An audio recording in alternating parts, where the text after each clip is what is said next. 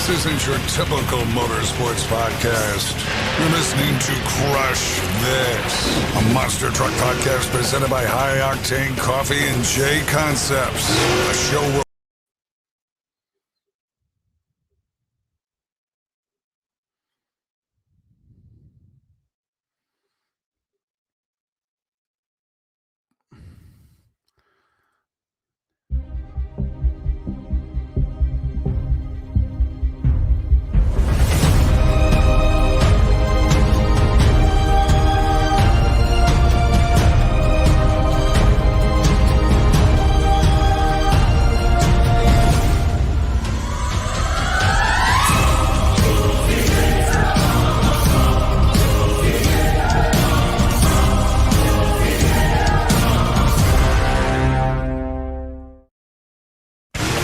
this isn't your typical motorsports podcast. You're listening to Crush This, a monster truck podcast presented by High Octane Coffee and J Concepts, a show where we take you inside the minds of your favorite drivers, past and present, of the monster truck industry. And now, your hosts, Brad Shaw and Dan Chichagash. Buckle in, the show starts now. And welcome everybody to a brand new episode of Crush This, a Monster Truck podcast. My name is Brad Shaw, and with me as always is Dan Cheech Agosh. Dan, how's it going tonight, buddy? Can you hear me, Dan? Oh, doing pretty well. Pretty excited about this episode presented by Back Channel Productions. Yes, can you hear me? Yeah, I got you. Okay, I'm probably lagging big time. I do apologize for that. Your audio sounds good. It's just the video is a little bit choppy. So, okay, so at least you guys can hear me a little bit. Hey, Dad. Anyway, I'd like to thank Back Channel Productions and also, J Concepts once again for this roundtable meeting, and hopefully we get all these guys on, and we'll get them on here. Pretty excited, big time. But I want to thank Octane Coffee, J Concept, Back Channel Productions, 6B Apparel, where we have our crew shirts. The Crush This crew shirts are $100 a pop. OG, and also the New Wave too. We also got decals coming up, and pretty much a lot of other merchandise and stuff like that. Also, JB Scales, they actually licensed with their officially licensed decals of Bigfoot, Bad Habit, Obsessed, Overkill Evolution, and other trucks and more. I just want to let everyone know next week's guest is going to be the gentleman who owned and drove the Virginia Giant for many years, the creator of that awesome truck. And he also did some USA Motorsports with some of these guys that are going to be on the panel here.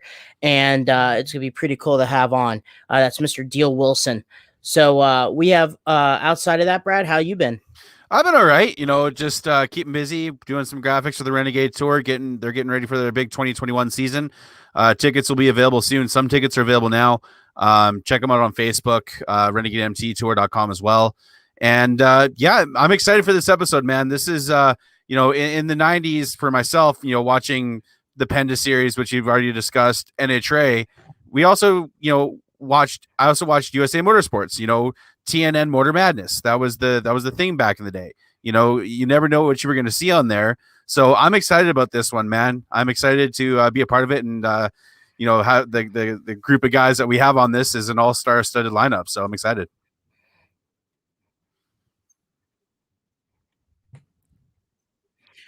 All I know is by next week, I am upgrading my Frontier internet to maybe like a gaming thing or something like that. Just so I don't have this lag issue ever again. I was waiting. I was waiting for the Frontier, like main computer.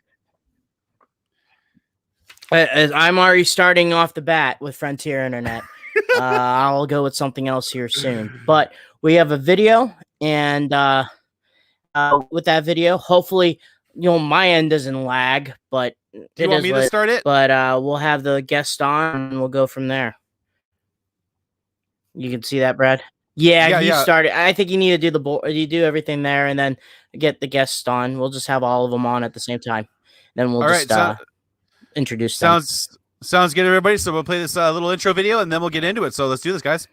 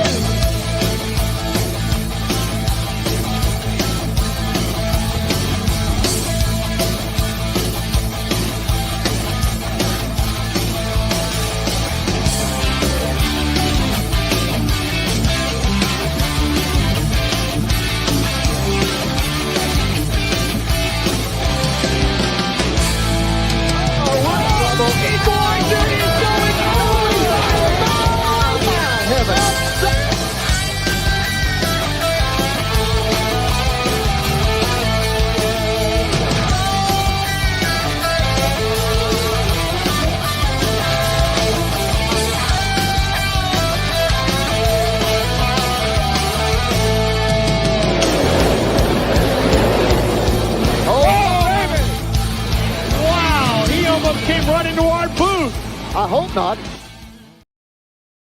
All right, so Dan, let's introduce our guests one by one. Let's start off with you do the intros, man. Oh yeah, so I did not see a single bit of that video because I think like something was spazzing out, but who cares? But we're gonna start off with the 1997 USA Motorsports champion. He drove a pretty wickedly awesome truck. That's David Morris and the Equalizer. So how's it going, David? Welcome to the show once again. Hey, David. Doing good. How are y'all? Not too bad. Not too bad, man. Oh, Cheech must be lagging out again. We're gonna bring next person in. He was basically the flagship Bigfoot. Cutting in a. Go ahead, Cheech. Brad, go ahead and intro the rest of the guys because I'm gonna fix this. Alrighty. This next gentleman drove for Bigfoot for quite a long time. The first time I ever saw him driving in a USA Motorsports event was the movie There Goes a Monster Truck. Ladies and gentlemen, Lonnie Childress. Lonnie, welcome to the show, man. How are you tonight? I'm awesome, guys. Thanks for having me. It's awesome to have you on here. It's really cool for me being able to, talk to the guy I watched in that video back in the day. So it's awesome.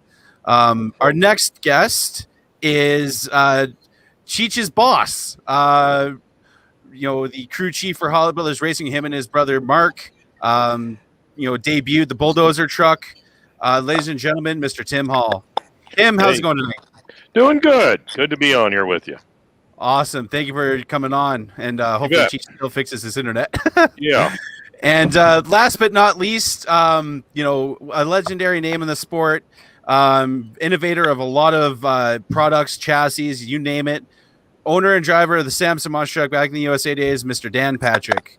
Dan, how's it going tonight? Good. Thanks for having me on. It's a great group of guys. Kind of a family reunion here. That's for sure. Hey, that's what we're trying to do here, man. Relive the good old days, and days that me and Cheech remember fondly. So we'll start off with Cheech here. Let's Cheech. Let's let Cheech lead this one. All right, am I still good or I'm still lagging? You're laggy a little bit, but we'll have to give you a second after Am I lagging a little bit? Yeah. Can you hear me? Just use your phone. All right. All right. Yes. I'll start this off. All right, I'll do that. So let me get off here. Yeah, Cheech is going to use his phone. He always complains about his internet. So let's start off. I remember when I got into USA Motorsports. It was shortly after the Penda Series. Let's talk about how you guys got involved with USA. Let's start off with David. How did you get involved with the USA group and running when their events? You want me to tell you the truth or lie to you? Whatever you want. Whatever would be funnier. Okay. Well, I was running for US Hot Rod before that, and we kind of couldn't get together on our terms, so I swapped over to USA Motorsports. Hey, simple as that. Simple Is as that that. a truth or is that a lie? That's the truth. And then I got offered what I really wanted, and it was too late. Man, it's like what like did they approach you or did you approach them when you were going over to them? Well, they had already asked me to do some stuff for them. You know, I was satisfied working for, US Hot Rod, and like I said, we couldn't come to terms, so I bounced over and played with the USA guys. That was a really good group of guys. I mean, Steve Wood and Kevin Pugh and Greg Fuchs. I really enjoyed working with all those people. And how about you, Lonnie? I know you were driving for Bigfoot at the time, and how did you get involved in driving in the USA events as well? It was really just because I was the guy that was in the truck that needed to go do the USA event. But once we started doing them, because as a private owner, I never did get the privilege of running with them, or I may have stayed a private driver a little longer. But what a great organization to run for. Those guys generally cared about us as drivers and owners and operators, and they wanted to put on a good, fun, safe show, but didn't want us to tear our stuff up. That was like every driver's meeting was like, guys, we got 2 events or 3 events or whatever it was. Nobody needs to be a hero out here. Just don't tear your stuff up, put on a good show. So, and they got to be really enjoyable shows for me. Got real close with a lot of the guys that worked over there, Kevin and David and Woody and all those guys. And, just really enjoyed working for them. And Tim, how about you? Well, my dad announced some events for them when they were doing some tractor pulls and things like that. And I think that might, as I recall, that might have been how we first got over there. And then, and then kind of started in.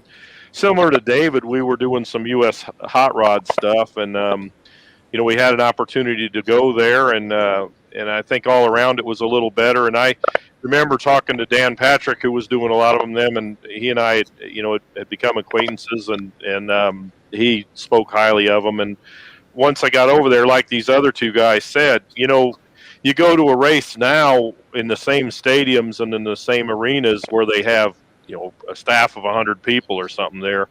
These guys did it with 3 or 4 guys. Rusty had come and build the track, and Kevin and Woody or whatever would run, Greg Fuchs run the show. That was it. I mean, that's all they had. And Chance would come there and, would help build, run the events, and there's a handful of guys. And so because it was so much smaller, you couldn't help but getting, you got in there. It was family. And because it was just, we were just so much closer knit. And, some of the stories that, imagine I remember a race when a fellow competitor blew up his engine on Friday night at the event, first show. And they gave him his check and told him, hurry up and get home. Get this thing fixed because we need you next week. Imagine that happening today. You just don't see stuff like that happening. That's the kind of things that we dealt with then. It was more of there was a concern for everybody rather than, it was just, everybody was one big family. And like Lonnie said, don't tear up your stuff. Let's just go here and put on a good show for these people and everybody make some money and get out of here and go to the next one. That's what we did. Cheech, are you there? Yeah, I'm here. Can you guys hear me now? Yep. Gotcha. Yeah, we're right, good. cool. So obviously, we must be Dan might have a little bit of Dan Patrick might have a bit of a bad connection, but we'll keep on going. So Cheech, let's go, man. From where? What question do you want to ask? All right, my question is, we can start with David, then Tim, then Lonnie. The unique format of USA was the dual racing setup. You would have straight line and an obstacle course. How did you guys like that compared to the other promoters around the U.S. that time period? I mean, I liked it better. I was a little bit underdogged on the straight line stuff, but I usually did pretty good in the turning courses, But as far as, not having to do the freestyle, because it was getting to where the freestyle, if you didn't go out and just break a wheel off or something, you didn't really do a good job. So I liked it better.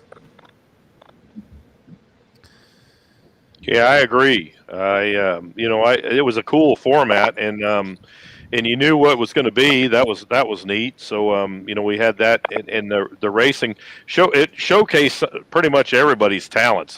Maybe somebody was better at something else, or this event or that event, but everybody got a chance to shine, and it was good. It was really good, and the racing was always close and competitive. And even though we all wanted to beat each other, you were racing your buddies, and that I think that was the most. It was more fun than anything else.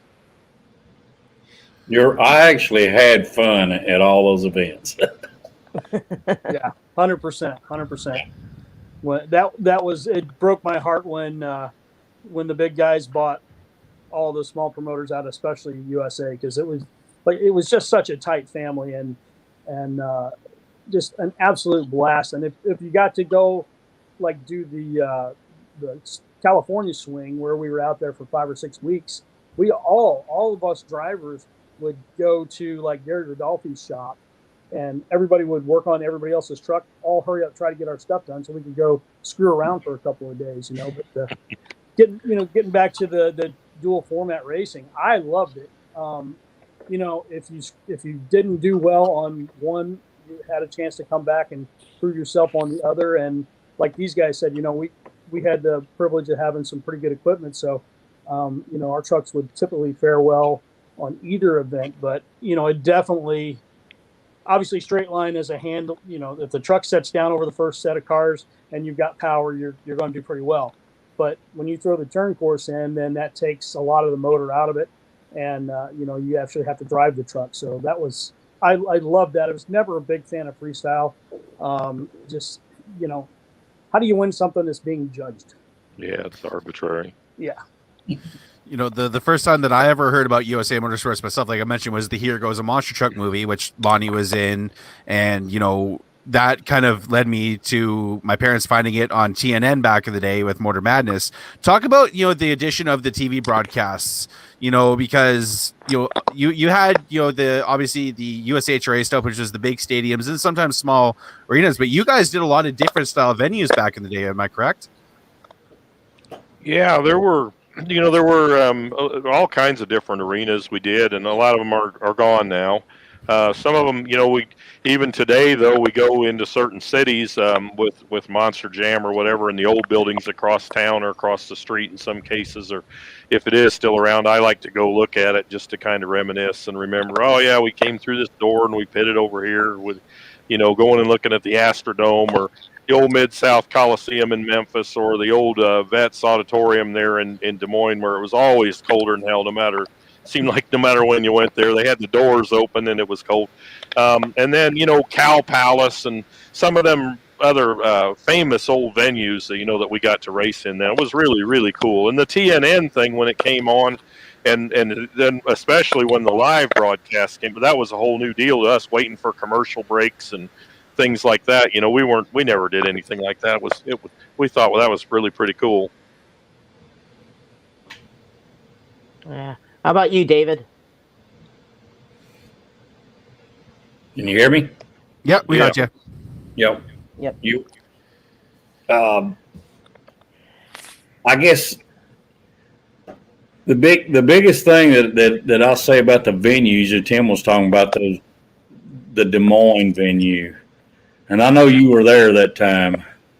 It was like 27 below zero. Just yep. Here. Yep. Minus 70 wind chill factor. It was brutal cold. Yep. And I can't believe it, but people came to watch the show. I mean, I couldn't believe it, with that being that cold, but the fans came out and everybody had a good time, but it was a miserable time, really. I thought you were dead. He had that Jimmy fella from had the Boss Gator or something was with you, wasn't he? but one time, and from Florida, and he said, "I can't believe human beings live in conditions like this." And he, you know, he had a can of pop, and the pop was frozen on the lid there. But the generator or something shut off in your RV, and I knocked on the door that next morning, and I opened the door, and nobody moved, and I thought, oh hell, these guys might have froze to death, you know. And then some covers start moving, and they said, well, he said the generator shut off or something, and nobody wanted to get up and mess with it. Yeah. So they just put on that. He's like, I'm not doing it. You do it. I'm not doing it. So we just stayed there. We buried it. Yep, but we went in there and raced, and we was live on TV, and very first race, me and David raced live on TV, and I crashed. That was the first time I crashed. The only time I rolled a truck over. But what people didn't know was I had a flatbed for a hauler then, because the other one was being painted with the Smokecraft stuff. And Woody was in our shop at home.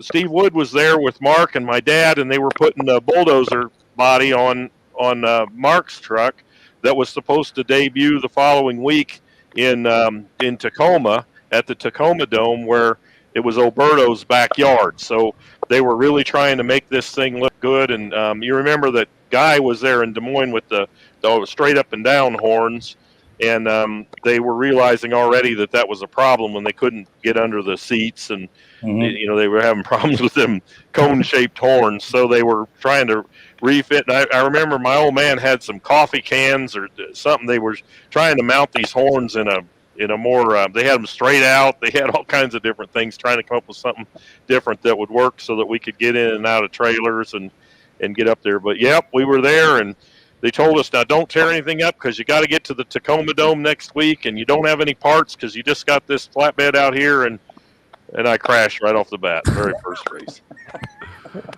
Couldn't have done more wrong. I always tell the guys, don't go across the cars with the back wheels not straight. If they don't come straight, abort. Sure enough, that's what I did. Went right across the cars with them crooked, and dumped her over. And I just had to quickly check converting Fahrenheit to Celsius, and I gotta admit, that's cool. That's minus 32 for me. So, and that's when it's like, okay, this isn't fun anymore. Yeah, but like David said, they came out anyway, and the door had to be up because the place didn't vent well, so they had the door open, and hell, people, they sat there and watched. Tim, if you'll remember, I thought I had a problem with my hauler leaking antifreeze, and come find out everybody's was leaking in. It was so cold with the motor, with the engine running, the metal on the motor drawed up enough that they leaked antifreeze around the heads with the motor running. Yep. Wow. It was unreal. Unbelievable. But we had fun. We got through it. I remember I bet a 4-link bar. We didn't have another one, so Rusty welded. Remember, he had a service truck that he drove to the races, and he brought that in, and he welded some some legs on this 4-link bar, and we were using a bulldozer to try to push it back, a real bulldozer, not the monster truck. And we was trying to push down on it, but it didn't have bulldozer didn't have a lot of push down power. It had a lot of push power, but so we were trying to straighten this 4-link bar out so we could continue the race. And I think we got it, half-assed back together good enough to where we could go and race and finish out the weekend. And it all went good. And then we went on out west, and that was when, Cheech, I was telling you, Woody called me and said, "Where are you at?" And I told him we were just leaving on a Wednesday, and we had to be there Thursday, and he about had a heart attack because he thought, how are you going to get from Illinois to Tacoma? But we were really in Idaho. We were almost there, but I told him we were still at home, and let him believe that for a little bit. We were just teasing him, but yeah, it was fun.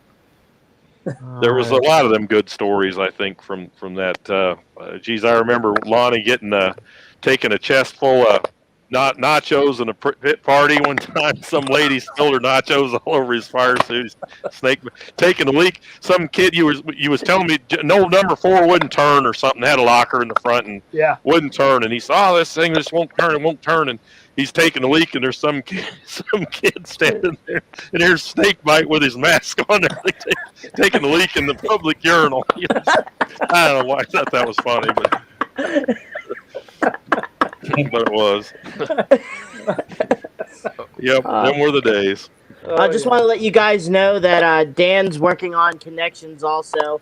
He hasn't been on for a while. I guess he just sent me a text message saying that sorry about that. He's trying to work on something, just trying to get back on. So he All may right. pop up a little bit here. But there was one, Jacob Smallwood was saying the best group of guys. I learned so many bad habits from these guys, the Yeah. USA folks. Yep, back when when we go out west, and Randy ran the track, and his dad raced the tough trucks. Remember that? His dad had one of them tough trucks and raced it, and Both Randy's the boys wife were ran always there giving us a hand, and we had a lot of fun with them. I used one of them as a camera guy. I don't remember which one it was. I think it was Jake ran the camera for me and filmed a bunch of the shows out there for me. Yeah. Good You guys. speaking of those tough trucks, those were a good bunch of guys too. I don't know if you hung with a lot of them, but I did, and I remember. I can't remember all of them's names, but we were out in San Francisco, I believe it was, and we took one of them's hauler downtown San Francisco, and it was an old Suburban. And we was jumping all those streets with it. Were you playing Steve McQueen? It was the coolest thing though ever. We were in this guy's Suburban. I mean, they towed their race truck down there with, and Those guys traveled. A lot of them traveled. They traveled like we did. They just they's like, you want to go with us? We're going downtown. I'm like, well, heck yeah. Yeah, you know how San Francisco streets are, And I think somebody was watching too much Dukes of Hazzard that day or something. oh, well, yeah, we was airing this guy's truck out down there. Yeah. Bullet. Steve McQueen, Bullet. Bullet action. Yeah, there was some good times, and when I remember we were in Edmonton, and I made the mistake, a horrible mistake. I traveled from Battle Creek to Edmonton with I kind of carpooled, for lack of a better, we weren't in the same rig, but I traveled out there with Alan Tura, and everything from flashlights, hitting mice in the sleeper with flashlights and throwing them out, to him radioing to me, hey, I got a small problem. I said, what's wrong, Alan? Well, the dash is on fire in the semi. So, Alan, that's a major problem. No, it happens all the time. I know what's wrong with it. We'll fix it with the next exit. And then he ran out of fuel. But anyway, we got up there, and he decides to work on his rig. We get up there to Edmonton. It's cold like it was there in Des Moines, like David was talking about, and he pulled his rig inside. He had this old Kenworth, and he pulled her inside, and he's working on it. And when it was time for the pit party, and he fired her up, and it smoked up the arena so bad they had to delay the pit party for an hour. That was a time when Woody gave him a roll of quarters and told him to go to the car wash and wash his fire suit. So there was some good times there. And he had to change his oil, but in the monster truck between rounds. So I don't know what had happened, and so they told him, Woody or somebody screamed out to him, Alan, you raced him the next round. All right, I got to finish changing oil first. Tell him to wait a minute. That sounds like that weekend was just a gong show. Yep, he's something. I think we were doing a Deal Wilson show with Alan and myself, Dave Byers, and Pablo was there. And it's when he had the jet engine in the back. Alan had the jet engine in the back of the truck. And we went and got some popcorn and dumped down the tailpipe of the jet. And when he fired it up, it blew popcorn all over the crowd. Yep. At Battle Creek, he had the 216 thing, or what was his monster? 216 or something. It folds up into a transformer. Yeah. And he was spraying. He was in the back room there in that arena at Battle Creek, that Kellogg Arena, and he was.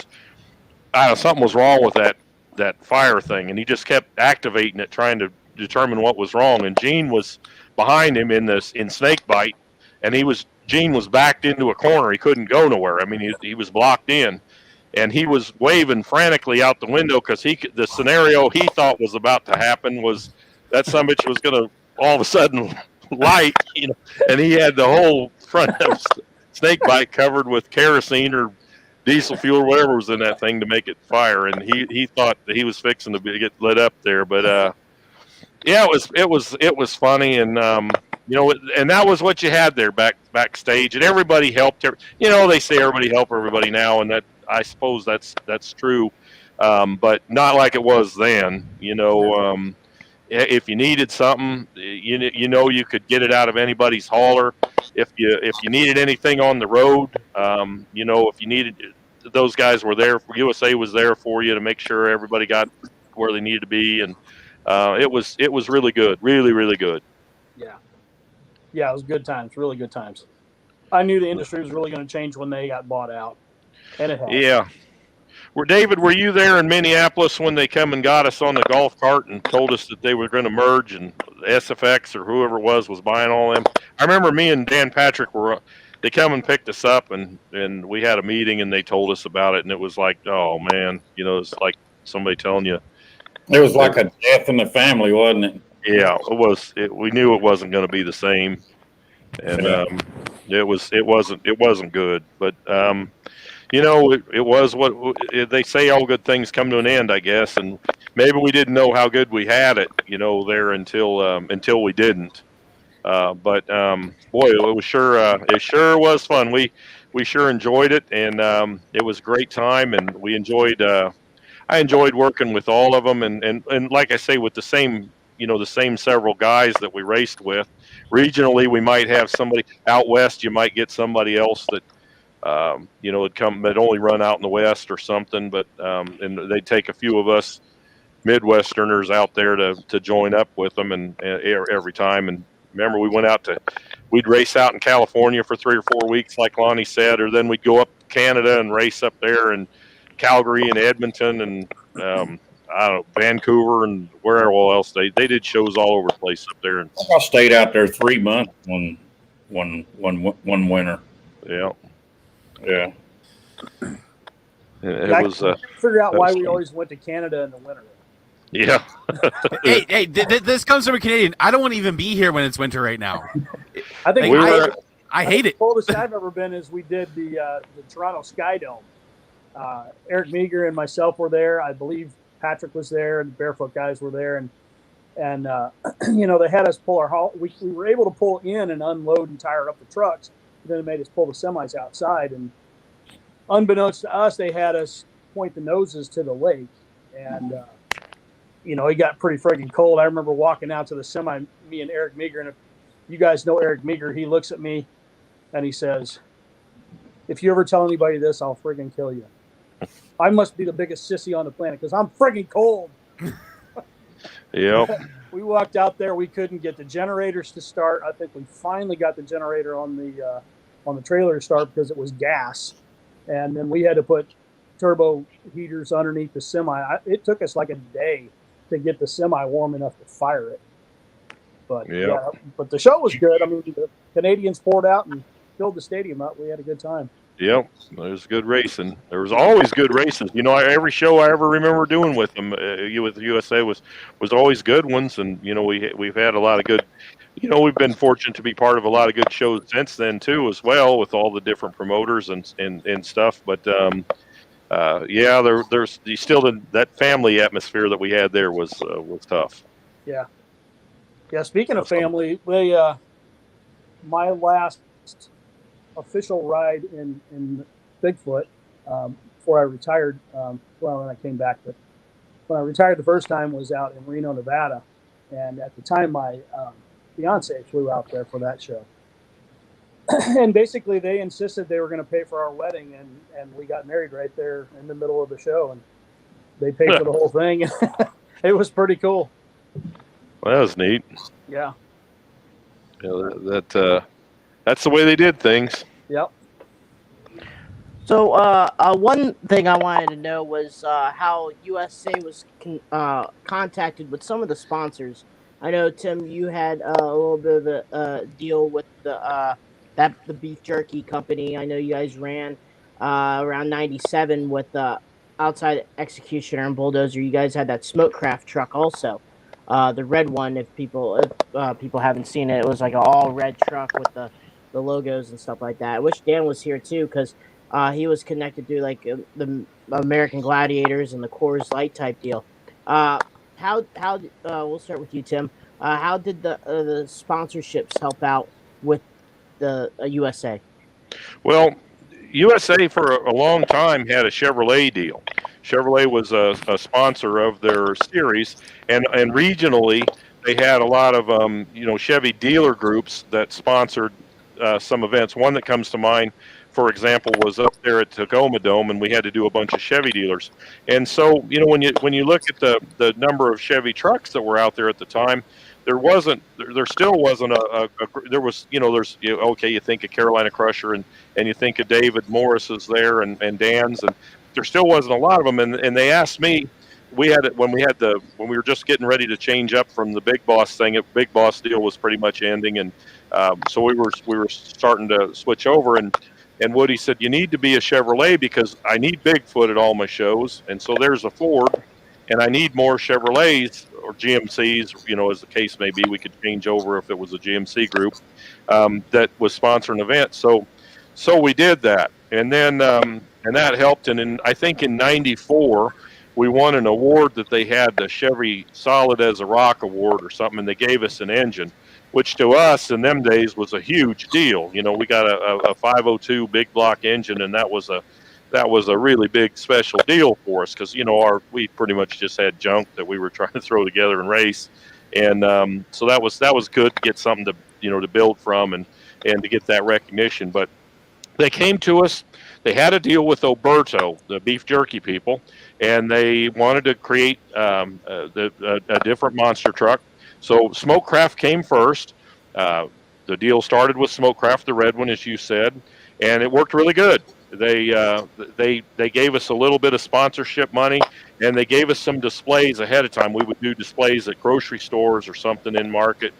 Maybe they'd get the grocery store, the Smokecraft say, hey, you buy so much beef jerky, and we'll get the monster truck to come here to the grocery store and do a display on Wednesday or Thursday or something before the show. So that's how that worked. And then they had in the aisle, they had life-size cutouts of the trucks and stuff. It was a pretty cool marketing idea. It worked good, and Oberto wanted to step up, so along came Bulldozer.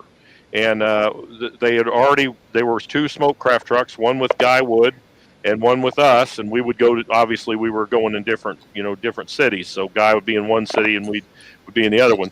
Well, they built the Bulldozer, and they came out with Bulldozer, and they wanted to do the same deal.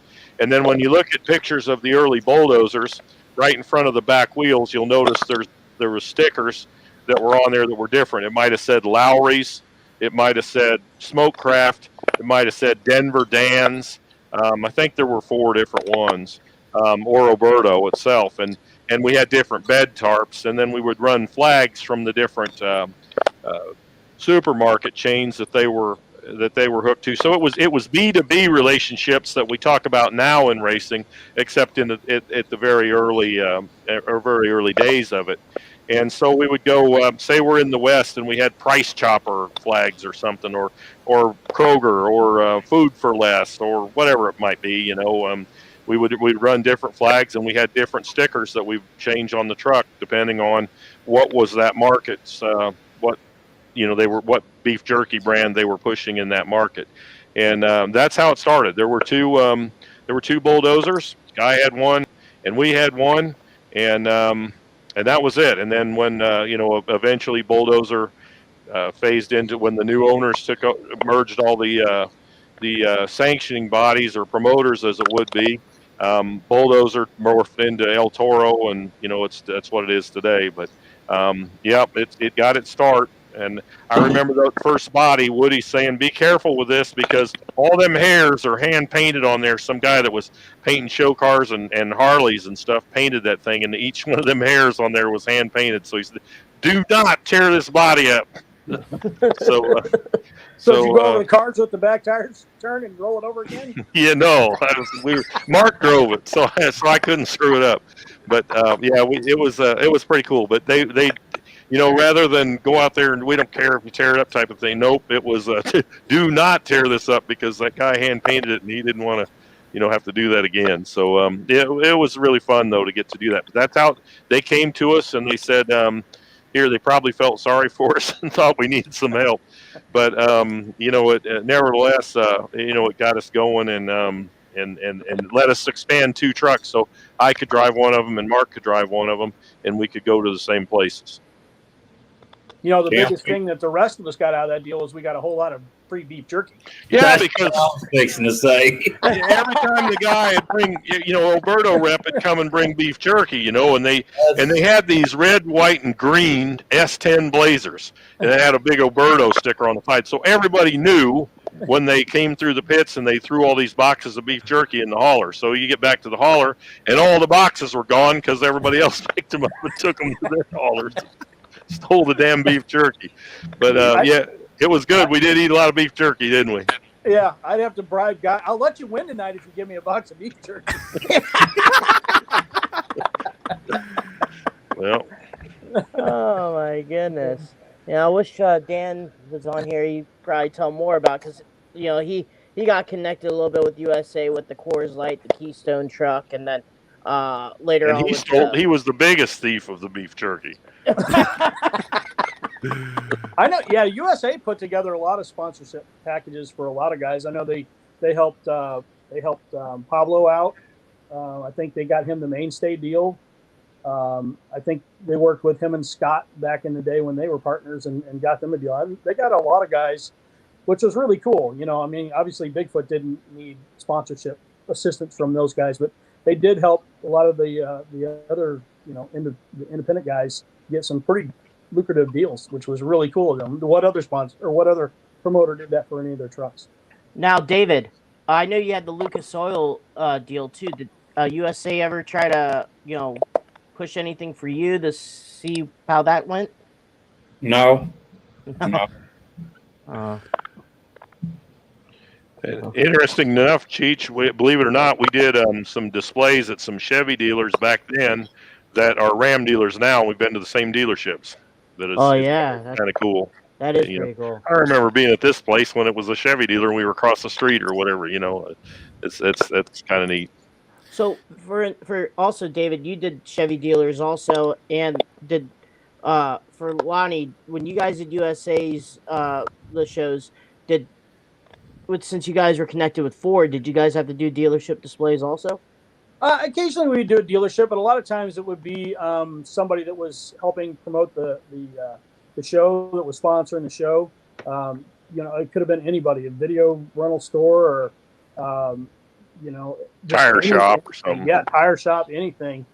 Anytime you go to one of those events and you see somebody's banner or something hanging up, if part of their deal was, we did a display, then we would go do them. We did lots of displays for them. I mean, those guys bent over backwards for us, so we made sure we took care of them too. Yeah, maybe they'd have somebody's truck at a restaurant place or something, and then they'd bring food over to feed us and stuff. It was kind of nice. Yeah. Shoot, Dave, I don't know if any of you guys golf, but we would go out, if we were doing layovers or whatever, Kevin would take us out and we'd play golf or, it was just a lot of fun. It was very laid back atmosphere and everybody got along. And like Tim was saying earlier, we all helped each other. That was, they say that now, but they're all working, they're all getting a paycheck from the same place, right? So they kind of have to. Back then we wanted to. We didn't want to beat you because you couldn't make it to the line. We wanted to beat you because then we got to brag about it. Yep. That's right. And that's one thing I wanted to bring up is the camaraderie, because we've had a couple of these roundtables. David, you were I believe on one of our last ones, if I remember correctly. But how was the camaraderie between everybody? We've heard from you guys, but who else was troublemakers? How was it between everybody? I don't know that we really had troublemakers. No, I don't I don't remember any big troublemakers. But everybody, I think everybody got along good. Everybody was competitive. Nobody, we really wanted to go out and, do our best to please the fans. But in all honesty, we wanted to win too.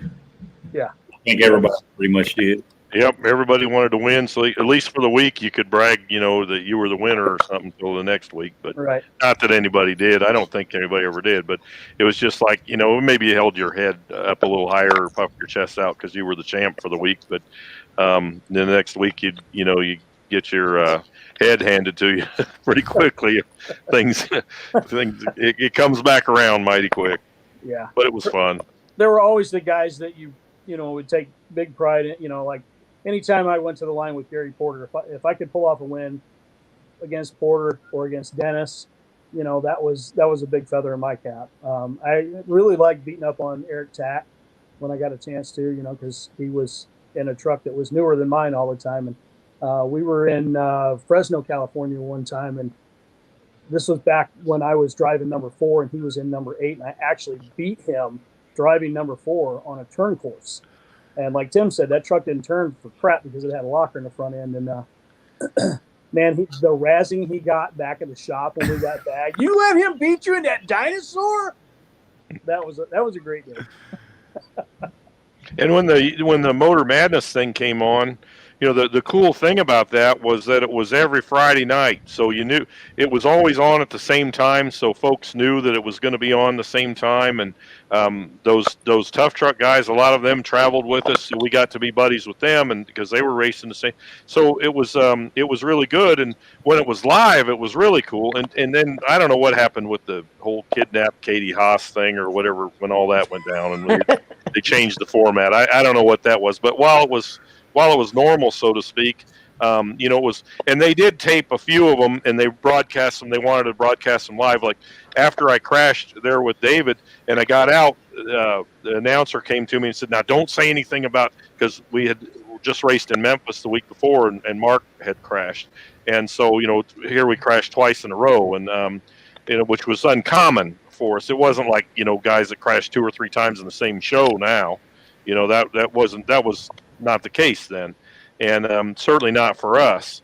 And so he said, "Now don't say anything about Memphis last week because they haven't aired that one yet." So it was like you had to hold back your emotions of 2 in a row. But yeah, so that whole Motor Madness thing when it was live was real. That was a whole new experience because when you get back to the pits and they were calling you, saying, well, because they're watching it on TV, so they're, "Are you all right? Is truck all right?" That was a whole different ball game when it was live.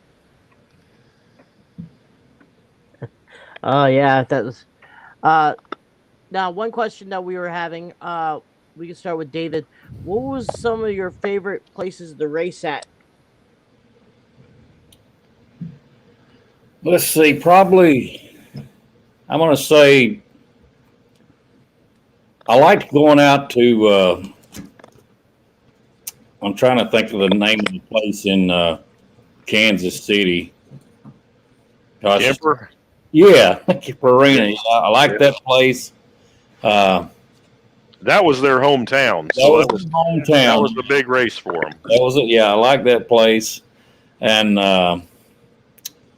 I guess probably because a lot of the buildings were, some of them were small, but that I did, but a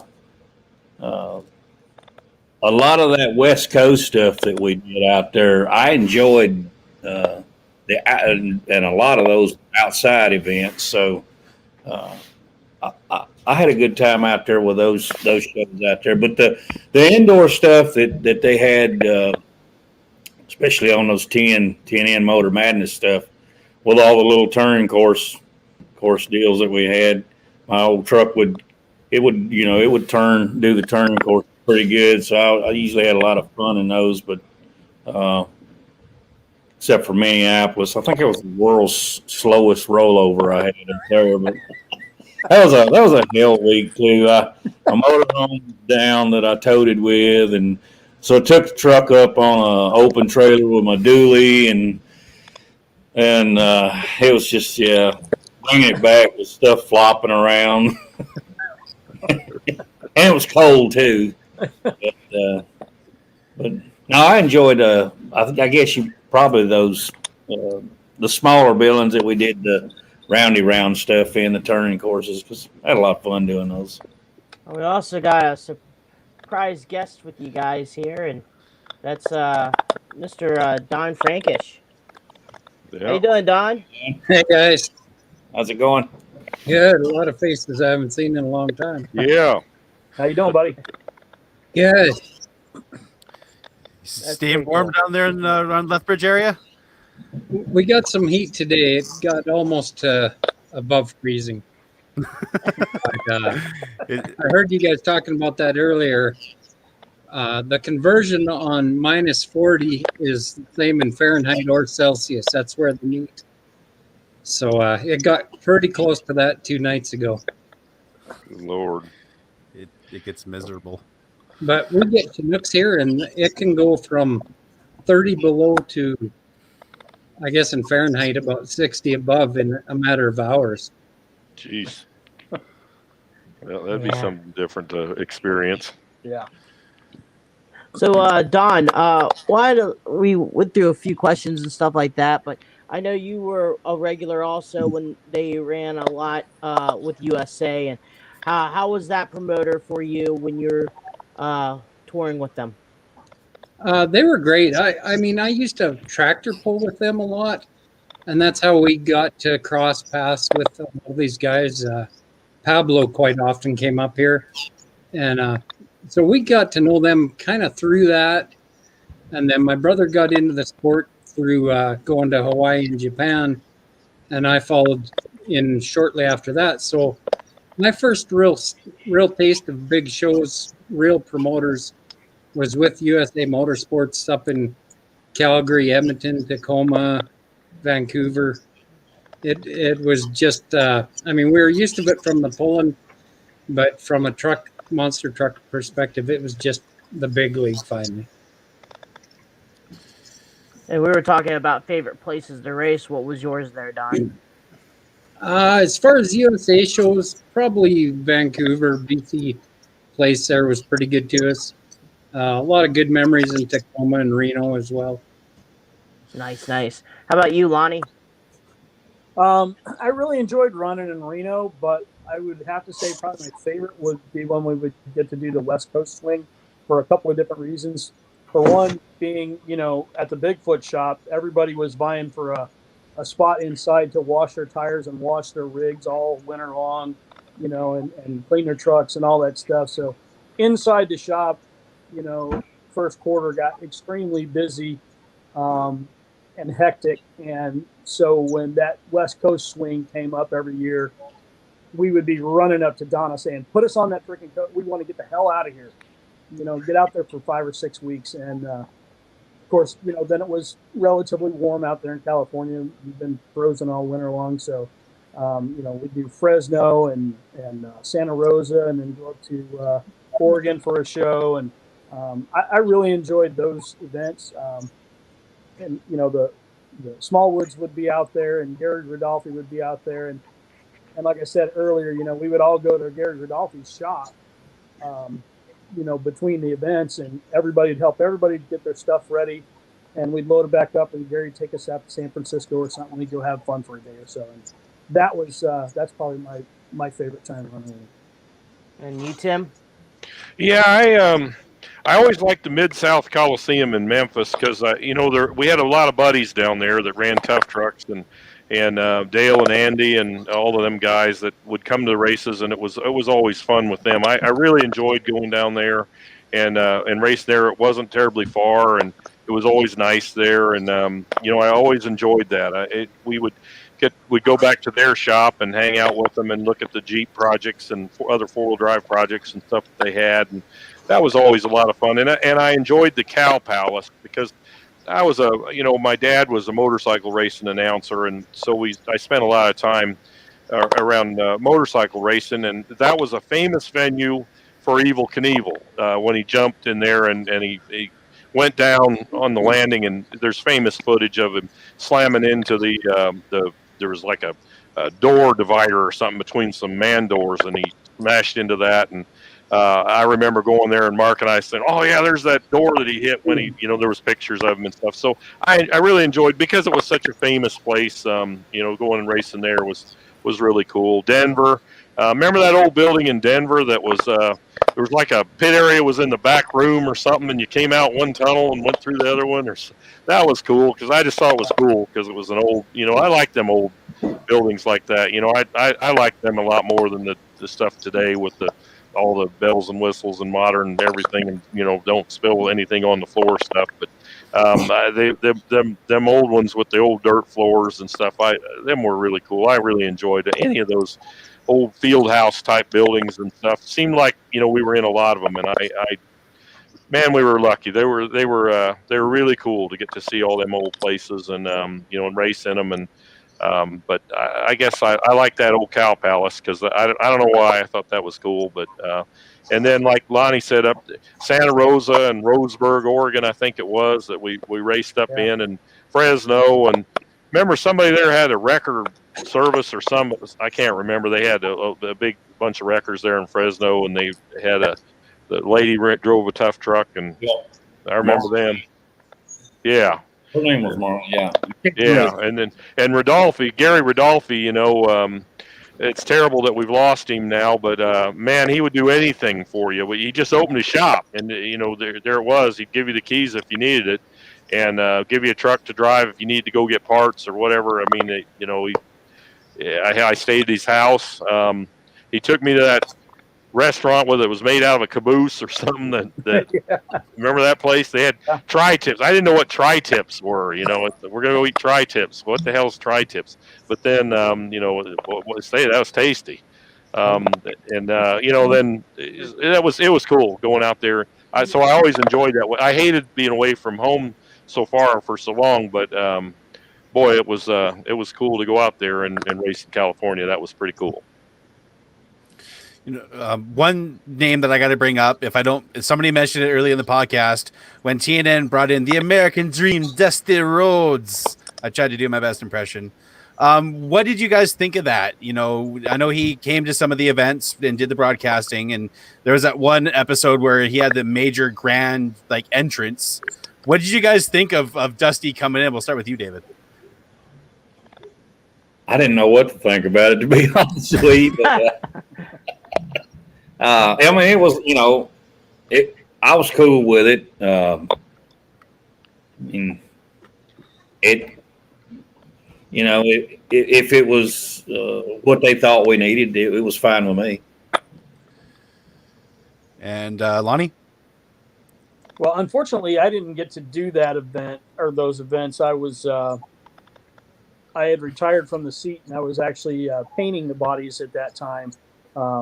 And so I wasn't involved in that stuff. But really, one of my biggest disappointments is that I never did get to run a series. And I know, the powers that be at Bigfoot made the ultimate decision, but David Byers and I went to an event, and Woody come out, and we thought he was pissed at us. He came out and like, "I need to talk to you two." And we're like, "Oh, okay, what do we do?" And he said, "I just want you guys to know that I went to bat for you guys hard." And we're like, "What are you talking about?" And he said, "Well, we're getting ready to start this point series, and it's going to be televised." And we're like, "Okay." And he's like, "I told them I wanted you to." And we're like, "Oh, cool, great." And he's like, "Yeah, well, that's not the good part. The good part is they told us you'll get who we send." And he said, I fought for you guys hard. I really, really wanted you guys, because he said, "I know you'll do whatever I ask you to do. There's not going to be any arguments, and we'll have a good time." And so I unfortunately didn't get to do any of those events, and I really, really wanted to. But, so I didn't get to experience any of that, unfortunately. I was just back at the shop making everything look pretty. And Tim, what were your thoughts on when Dusty came in for that whole kind of storyline thing? Well, I think everybody that knows me knows that I like pretty serious heads up racing, and I've always, my whole career, I've been a champion for making our sport legitimate. That's what I want. So when we got the live TV stuff, I thought, well, this is a gigantic step forward in the right direction for this. I didn't even know that they were going in that direction. I think for some reason I called home. I don't remember what it was, and my mom, I think, told me, "What's going on there? You know, all this stuff. They're kidnapping people." And I thought, "What? What are you talking about?"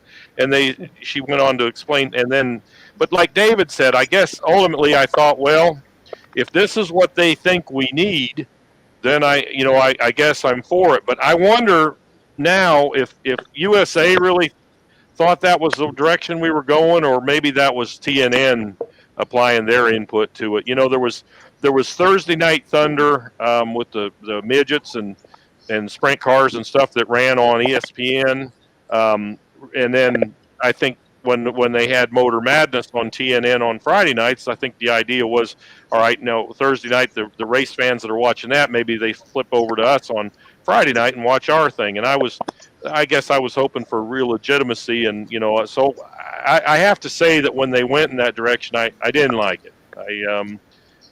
But if that was what they thought we needed, to keep it going, then so be it. But I wanted it the old format, going back to the racing, and I like that better.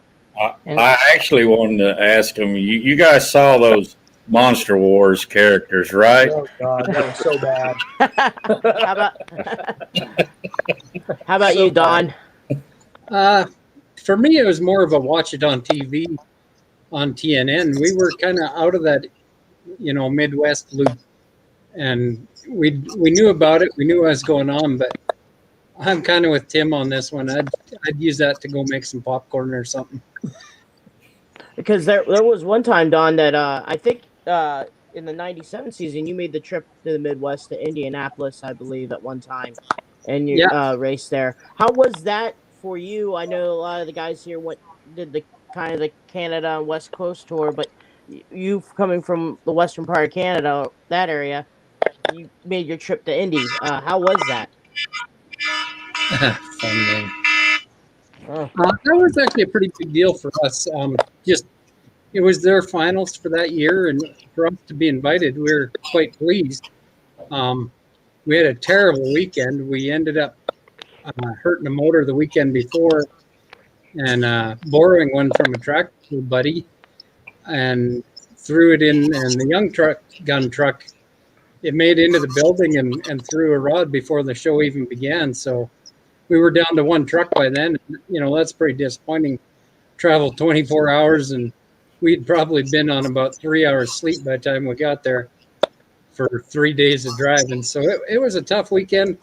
I think we ran pretty strong with what we had left, but it was just an honor to be invited out that far. See some, some of the people that don't normally see us got to see us on TV. Nice. So we'll start with you, Lonnie. Let's talk about the Woody and all those guys behind the scenes at USA. I know you guys talked about family and how they treated everyone, but a lot of the stories I heard is there were basically most of your shows were like a 3 or 4 man crew.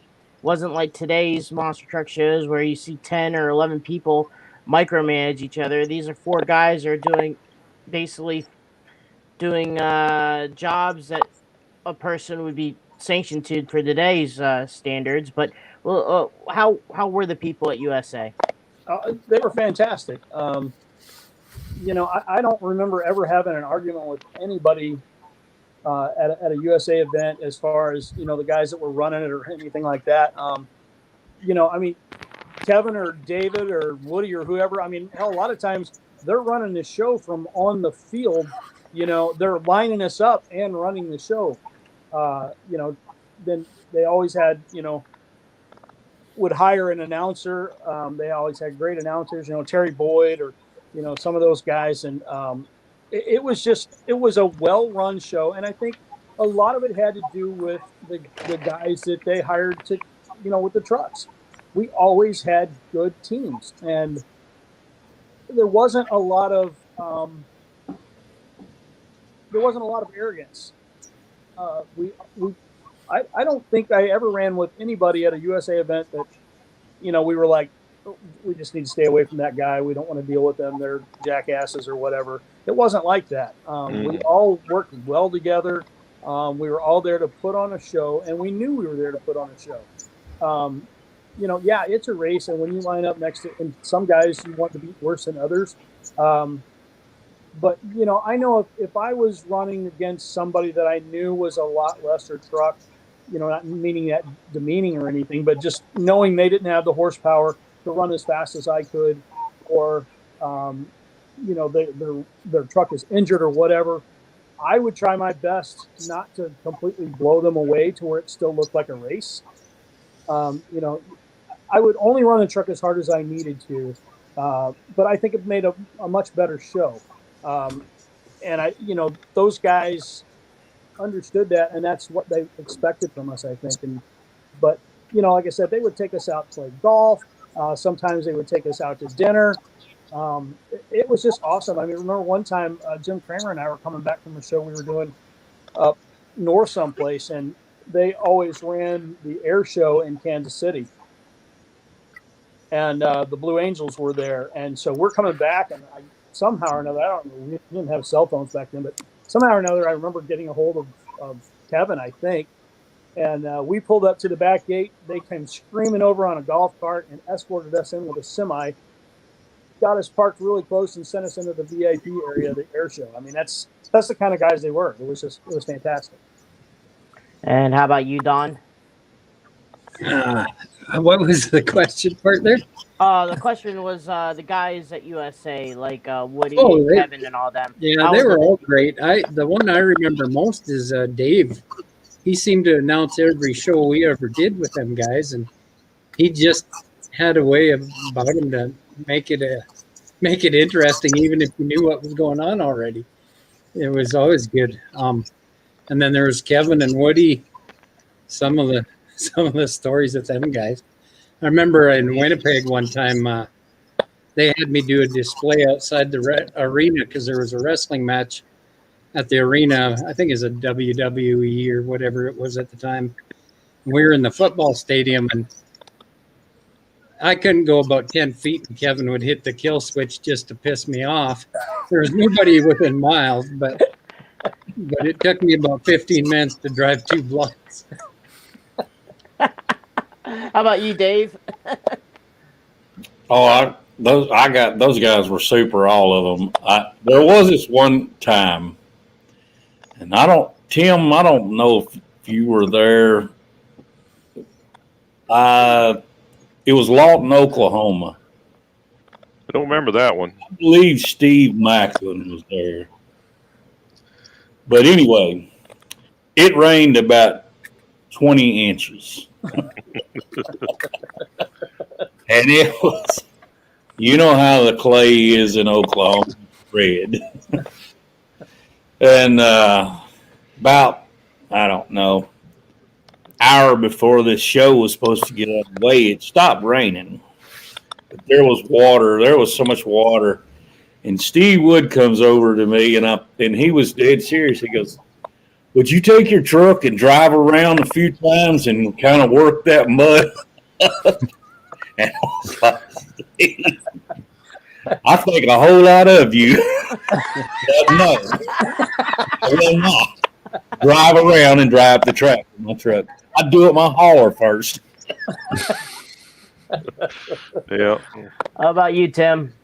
Yeah, well, to Don's point, I remember, and Lonnie mentioned the announcers. There was because there was so few of us. We were the same guys all the time, and so few of them. They always had Dave Bennett, and remember he had his mother-in-law underwear thing joke that he had.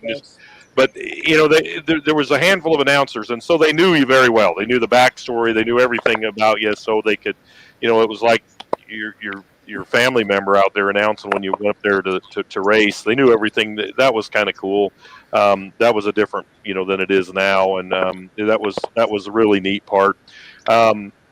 Lonnie mentioned about, when we were racing, and sometimes somebody'd be wounded or something, and you just go tell the other guy, "Hey, look," and we were serious, and we were, not joking or playing around or playing games with somebody. Say, "I'm wounded. I don't, I got a broken axle or something. I'm just going to try to limp around there. Let's just make it look good." And, and the guys would do that. That's the kind of. Unless it was Dennis. Dennis would lie straight to your face. Yeah, but that's that was what we had. That was kind of neat. And comparing then to Monster Jam, yeah, okay, they only had 4 or 5 guys running the show. It was a little bit different era too. I mean, Monster Jam now has 20 people in the booth running the signboard thing or whatever, because the technology has changed. Let's face it, it's a little bit different game now. So they have to have a lot more people running all those enhancements that they have now that we didn't have then. But you know what? At the end of the day, we still smashed the cars and entertained the people, and they all had a hell of a good time. And maybe we didn't have the fanciest of signboards and all the different elaborate stuff, but the people sure didn't care. They had a great time. They enjoyed it. And every time we came back to the marinas, the fans were there. And it was a lot of fun. Now, I'm not sure if Cheech brought it up, but I want to talk about that the track in Tacoma that one year when they had the shipping containers, part of the turning course. When you guys arrived at the arena, with Tim, and I believe you were there too, David, if my memory serves me correct.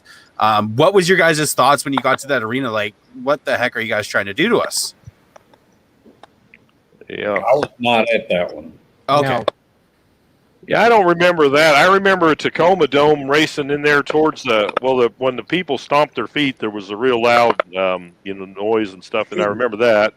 And I remember that I was racing Eric Tack or something one time in there, and there was at the end in the shutdown area, if you looked up, there was some kind of a cafe or something, as I remember it. There was people up the concession stand or something, and I remember getting so close to hitting the bottom of that thing, sliding out there and that was one thing I remember about that dome. That and that noise, the people stomped their feet, and it must have had a wooden roof or something. I think it did.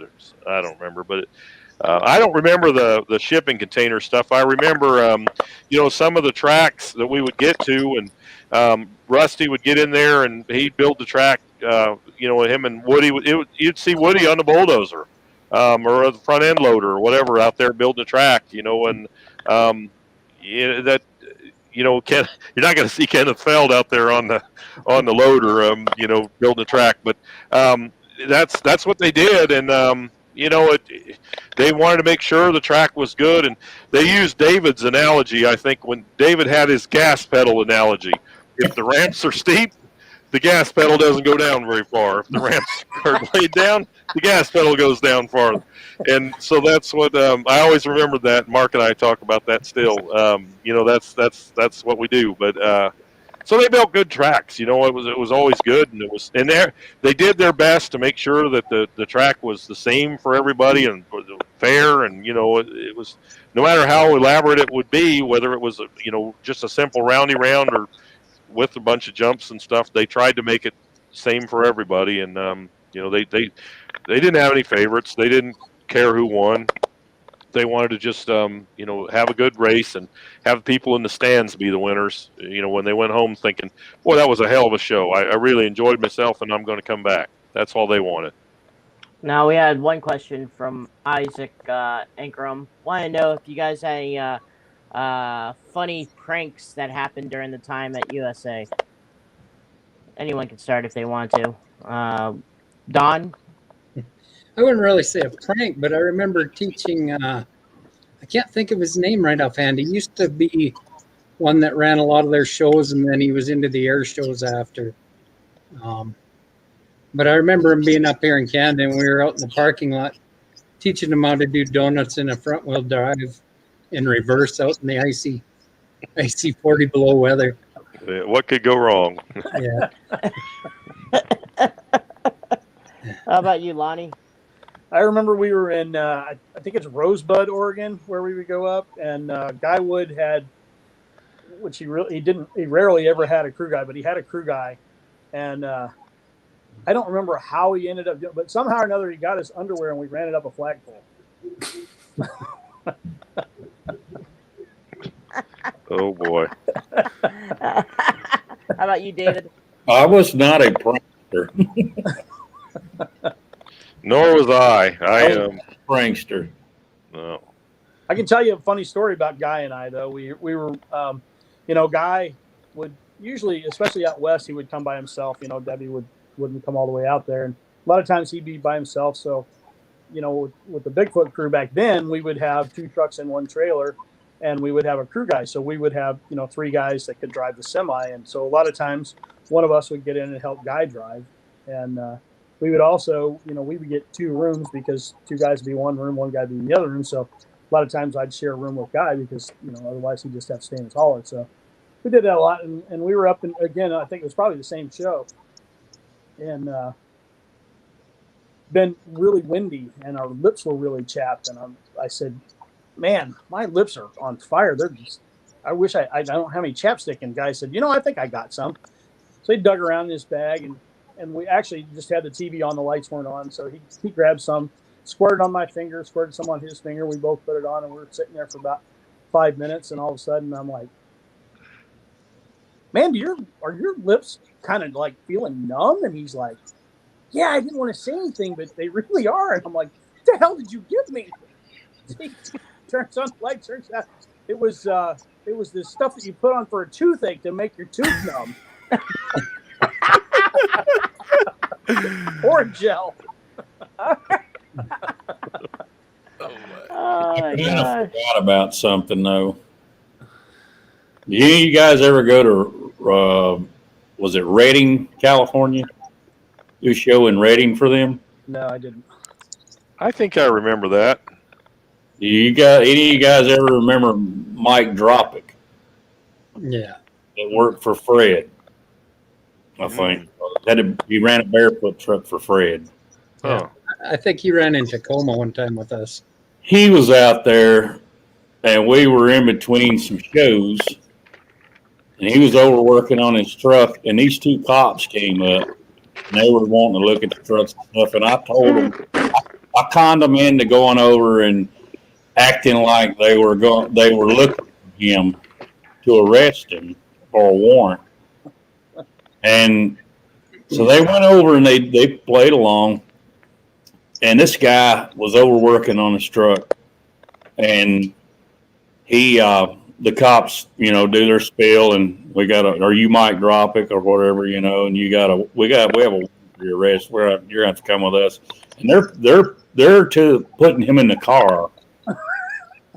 And before they let him in on the joke, and after this was all over, he proceeds to tell me, hey, I really do have a warrant for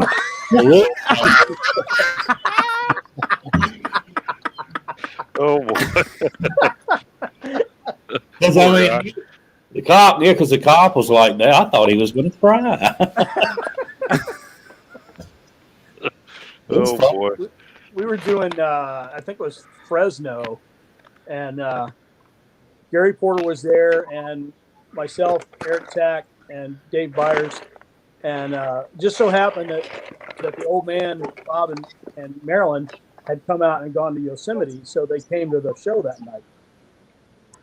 And, that area of California is pretty rodeo, right? There's a lot of rodeo stuff goes on there. And so after the event, these 2 gals got down into the pit area somehow and got back to where we were, and they were pretty decent looking, and Dave Byers always, chewed, so he had a little dip can or whatever, and he cracked the can open. They're like, oh, can we have some of that? And he's like, yeah, I guess.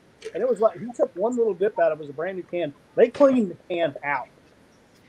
But he's like, oh, okay, so we're kind of chuckling about that. And then they start getting a little rowdy, and they're betting Gary Porter they can pee higher on his trailer than he can. And one of them, she could have been like 5'2" or whatever, not really big at all. She goes under Porter's legs with her head and stands up with him on her shoulders. And the old man's standing there watching all this stuff, and he says, hey, Dave, can you run me back over the hotel? And he says, sure. So he gets in the car with him, and the old man says, well, I guess we still have groupies, huh?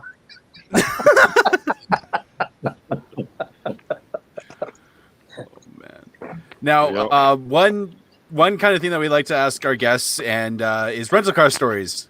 Any good rental car stories that's not going to get you guys blacklisted? Not for me. No, I don't remember. It seemed like I don't think the USA guys were Well, when we went to Puerto Rico one time, and Wiggins and D2 knocked a taillight out of the Aerostar, and they stole one out of a van in the mall. That they took a screwdriver or something and took one. I'm pretty sure that was, they fixed the taillight, so when we wouldn't get charged for it when they took the rental van back. But that was a USA deal, I think, when we went to Puerto Rico. That was that was kind of cool. And it was just neat traveling with them. But I don't remember any rental car stories. Per se, I think they were pretty respectful of them. I kind of get one, but it's not USA related. It's Australia. Last year, they set us up with a rental car, and they give us GPS and all this, and we're like, as long as we got the GPS, we'll know to turn and stay on the right side of the road. Everything's backwards there, and so I'm thinking, as long as me and my buddy are both together, we can keep our heads up pretty safe. Well, I get back about 2 minutes later. They're like, drop me off here at this display up the road. Okay, I can go a mile and back without my GPS. Partner in crime. And then I get out of the car. He said, oh, go back 10 miles to the hotel and get your fire suit. We got to do some media stuff later. So off I go with no clue of driving on the wrong side of the road. Just driving like it's the first day I've ever been behind the wheel. trying to not break any laws, piss anybody off.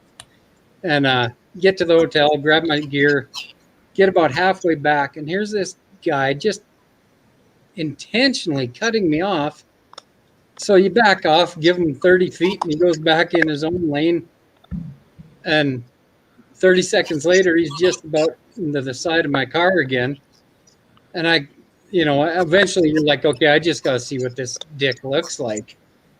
And here it's the promoter of the event just trying to piss me off. So instead of being hard on the car, I was trying to be careful with it and just avoid everything. And here's this guy just being obnoxious just to try and get under my skin. But that's the whole mentality down there, is you don't ever let your guard down because somebody's out to trick you or prank you, or it just never ends. So it's kind of the opposite of the normal car rental story.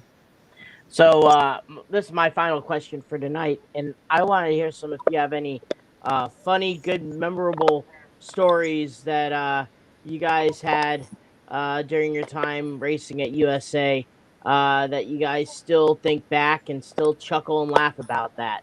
How about we'll start with you? We'll start with Lonnie. I knew you were going to start with me. Yep. I told you most of my funny stories.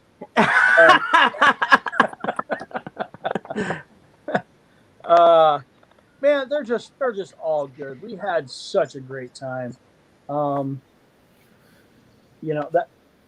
when people ask me if I miss racing monster trucks, what I miss are those days. The camaraderie we had with the other teams. Those guys that worked at USA. A name that just popped in my head not too long ago was anybody remember Bob Sheffield? Yeah. Oh man, I got a good Sheffield story. Yeah, he used to tell us stories about snorting oysters, and oh man, he was a nutcase. He was goofing, but it was just a great time. I don't know. Probably my funniest one was when we filled Alan Tura's tailpipe with popcorn. That was a good one. How about you, Don? Probably in the USA, one of the most memorable moments was right when my brother he'd ran Taurus for about 1.5 years, 2 years. He decided he wanted a new name on the truck. So, it was an early leafer heavy truck. We had done extensive work, cut the frame way down, went to the fiberglass body, aluminum firewall, stuff like that. And I'd been working on my truck all night. And I think we left the shop about midnight the night before showing up in Edmonton. And he had just gotten the new body back from a auto body place in Montana. It was still sticky. And we mounted it on there real quick, threw everything in the trailer, got there first thing in the morning, and tired up. Just another show Friday night. And I remember Woody was there. And first off, they always did street line drag races. And first one out of the bowl was my brother Kirk in his new lighter truck. And at the far end of the arena, they had all the bleachers stacked up where they folded up flat. They were maybe about 8 feet deep and probably 20 feet tall.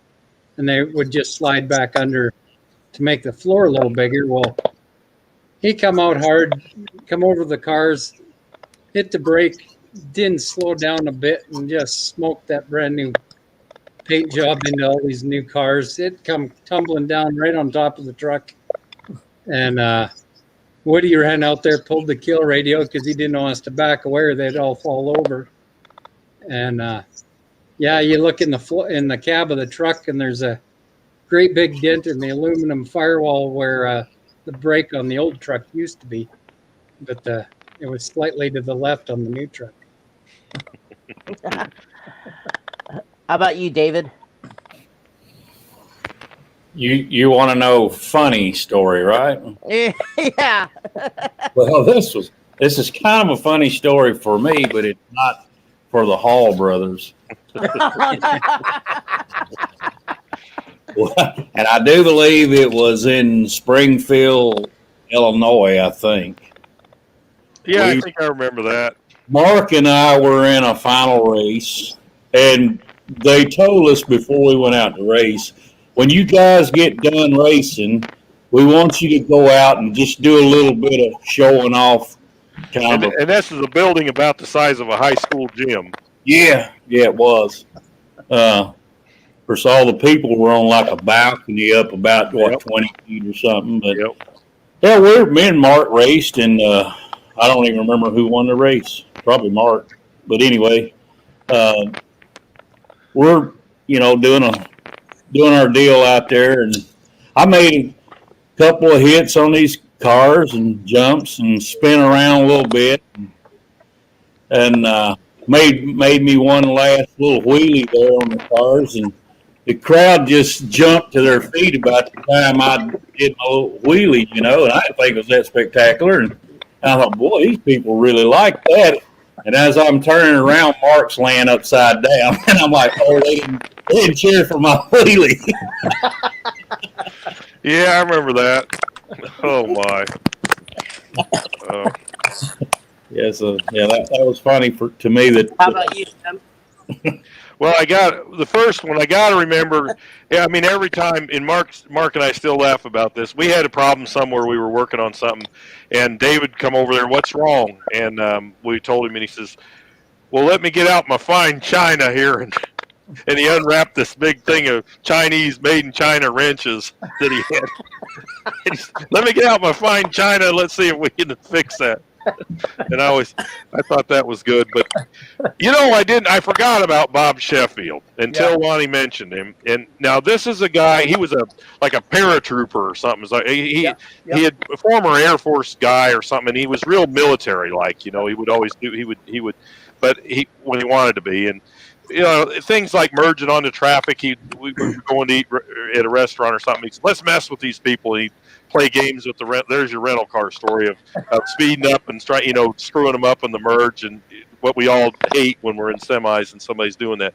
But we were in Ottawa, Ontario at an event, and it's before the event, and there's dignitaries and stuff, and the drivers, and we're all congregating for the drivers meeting. And like I say, there's dignitaries, and Woody's fixing to introduce them, and he's going to say this is such and such from the building, and I believe that's the capital of Canada. That's like our Washington, D.C. or something, so there's all these dignitaries and stuff. They're there for this meeting, and Sheffield isn't there to the meeting yet. So Woody gets on his radio, and he calls for Kevin, and he calls for Bob Sheffield. Hey, we're going to have the drivers meeting, and so everybody's gathered, and he's in except for Bob Sheffield. So he calls again on the radio. Bob, where you at? We're going to have the meeting.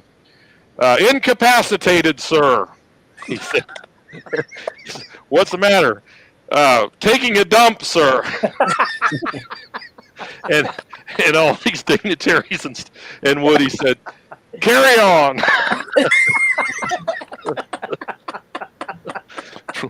But There was yeah, one I can think of earlier that was we were teaching the reverse donuts to you actually. yep. That was yeah, I remember we were in some little hotel somewhere, and I don't remember. He throws the windows open in the balcony. He says, "I wonder how the poor people are doing today." We had 10 guys in a hotel room or something to keep the costs down. But it was funny. Yep, those were the days. USA. Hey, Awesome. David. Go ahead. I just wanted to tell you something. You probably don't even realize it. You know, you're the very first person that I ever raced in a monster truck. Was that when you were in the WOW thing? No, it was Weedsport, New York. It was your first time back in Equalizer, and I was driving Rob Fuchsia's First Blood. Oh, yeah, I remember that very well. Yeah, Yep, you were the very first person I ever raced. yeah that was trying to remember what year that was, but I remember it. 92, I believe. Yep. No, 91. 91. 90s. Yeah. Yeah, that's awesome. Sure enough. Yeah. Man. Well, guys, thank you so much for being on here. This was a lot of fun. Yeah, missed out on Dan. We'll get Dan next time. Tell Dan we didn't want to talk to him anyway. Yeah. That's too bad he couldn't be there. But Yeah, it was a lot of fun. He was at most of those shows that we did back in the day. Yep. We'll probably bring back some stories and stuff like that for him and get his 2 cents in. But once again, guys, thank you for being on. Thank you, Don, being the surprise guest. Thank you for coming on also. You bet. All right, guys. Brad had to cut off a little bit, folks. He had I guess a phone call. So he took that, and once again, we'll probably get Dan back on an episode for him. But outside of that, next week we'll have Deal Wilson, which he was actually a member of you guys with USA for a few times also. So we can't wait to have him on next week. So, well, guys, thank you for being on here. Thank you, folks, for being on. Once again, thank High Octane Coffee, J Concepts, Back Channel Productions, 6B Apparel, JB Skill Graphics, and also Bradley Shaw Designs. So, I'm Dan Chichagosh, and that was Brad Shaw. And, well, he always says keep the rubber side down and the shiny side up. Have a good night. Good to see you guys. Yep. See you guys. Enjoy it. The others.